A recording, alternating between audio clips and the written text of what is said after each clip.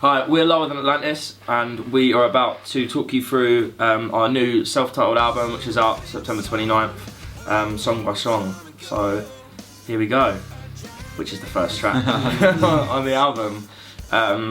This was one of the last songs written, and it was with like a batch of B-sides, and it was meant to be, a B-side.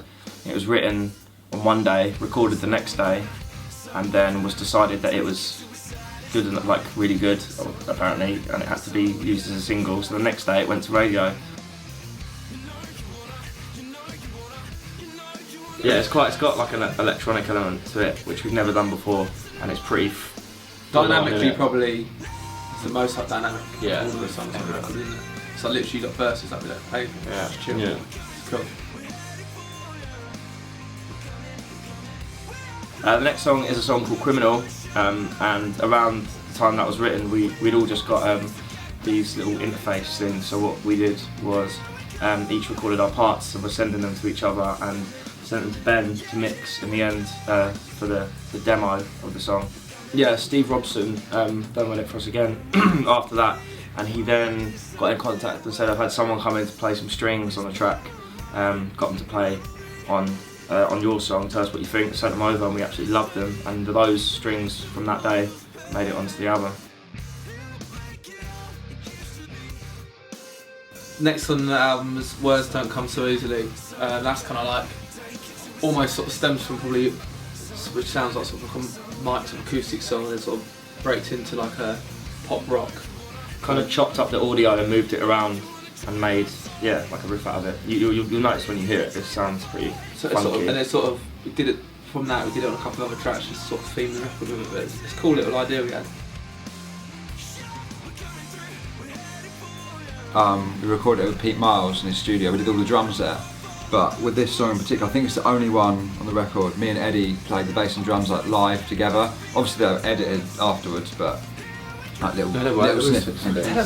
They weren't edited really too much. No, but like they weren't. It wasn't like one mic in a room, like. Yeah. But yeah, so that's actually me and Ed playing together for reals.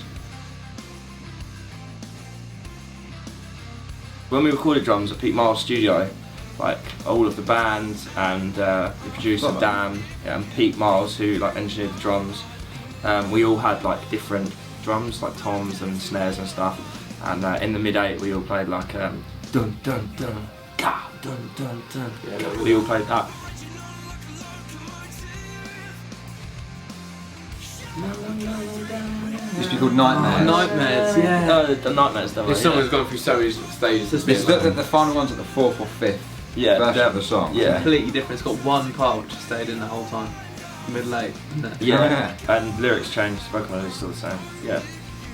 Whatever we just said, that is the nugget for this song. I can't remember what we just talked about. It's like evolution of man. The next song is called Damnation, and it's just about like I was born and raised like in a really strict Catholic family, and I've always had religion forced down my throat. And do whatever makes you happy. For me personally, I don't want to hear anything to do with it, and it's just a little song about religion, which I've never written anything about before, and which I find weird because it's something that was always a big part of my life. This hasn't It's been fun writing changed this one, much, wasn't it? Yeah, because then we did this one with this guy called Jim and Julian. We just had this idea, and then it just evolved into doing some claps and shouting "Hey" before we had done anything else. Yeah. Yeah, so it was kind of like the starting point of this song. That if you listen to it before the lyrics come, that's all we had, and we sort of built the song from that. It stemmed from some ideas that you had, didn't it? From songs you were playing years ago. Merged all the songs that weren't good enough to be one song, just merged them together. And then we changed like little parts, like as it went on, didn't it? Changed like no strumming in that first chorus, just did the riff. Yeah. It's really like opposite of what we're used to doing. It used to be literally like 10 from the start. Yeah. Kicked in, it was like distortion, and it was like full drum kit crashing cymbals, and I was just singing the octave higher. And tamed it down a lot. It was pretty full on, that song, and there was something about it that was just horrible. So we decided to like roll back the gain and sort of mellow the song out a little bit. And it's a song about sex, which is we haven't done before. All the songs have been about being poor, haven't they? And being in a band, because that's about the only thing going on in our lives. Not anymore. Evidently.